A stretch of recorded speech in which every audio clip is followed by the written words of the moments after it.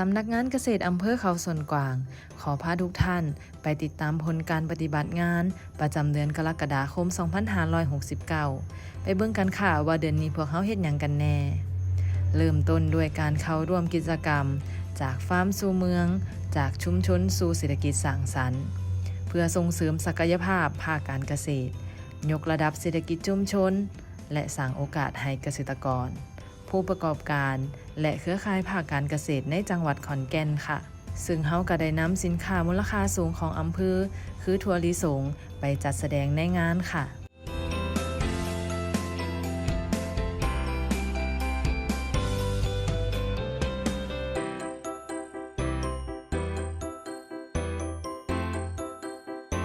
ต่อด้วยการลงพื้นที่เยี่ยมเยียนเกษตรกรผู้ปลูกทุเรียนพร้อมกับได้ให้คำแนะนำเกี่ยวกับการดูแลรักษาหลังการเก็บเกี่ยวณหมู่ที่ 8 ตำบลโน้นสมบูรณ์ค่ะ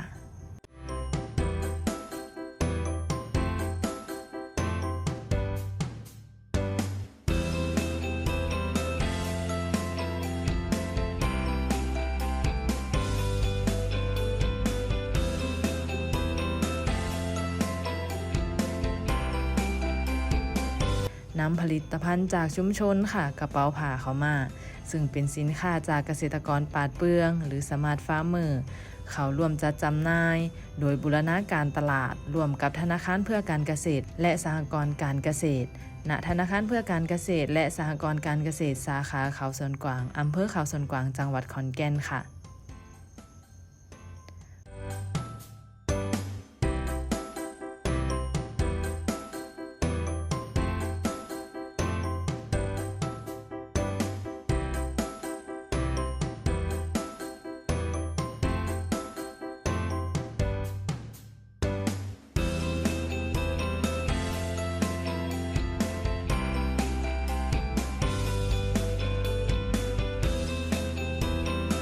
รวมงานโครงการคลินิกเกษตรเคลื่อนที่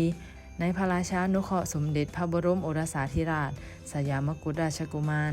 ไตรมาส 4โดยมีผู้ว่าราชการจังหวัดขอนแก่นเป็นประธานในพิธีซึ่งภายในงานก็มีหน่วยงานในสังกัดกระทรวงเกษตรและสหกรณ์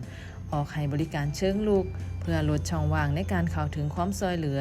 โดยครอบคลุมบริการสำคัญเช่นคลินิกแก้จนคลินิกเทคนิคและคลินิกข้อมูลณหอประชุมเทศบาลตำบลเซาเหล้าอำเภอชุมแพจังหวัดขอนแก่นค่ะ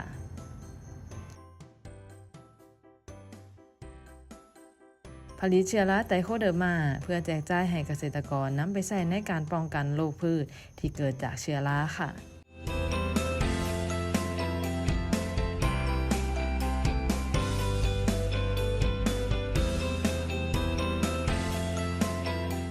และลงพื้นที่เยี่ยมเยียนศูนย์เรียนรู้การเพิ่มประสิทธิภาพการผลิตสินค้าเกษตร